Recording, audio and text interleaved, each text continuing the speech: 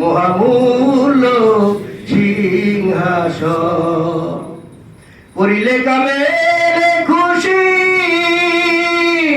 উদয় হবে ভাগ শশী,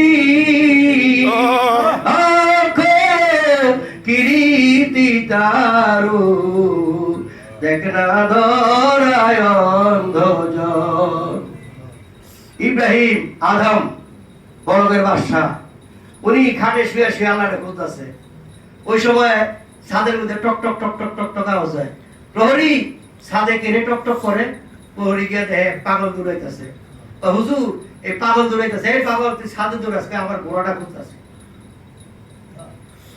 ঘোড়া খুঁজতেছ? ছাদে কি ঘোড়া উঠে রে? এই বাদশা, ছাদে যদি ঘোড়া না থাকে তাহলে সিংহাসনে বইয়ে কি আল্লাহরে পাওয়া যায়? ছাদে যদি ঘোড়া না পাওয়া যায় আর সিংহাসনে বইয়ে কি আল্লাহরে পাওয়া যায়? তখন নিয়ে সাথে সাথে সিংহাসন ছেড়ে দিল। সারিয়া দিল মহামূল্য সিংহাসন, উনি চলে গেল।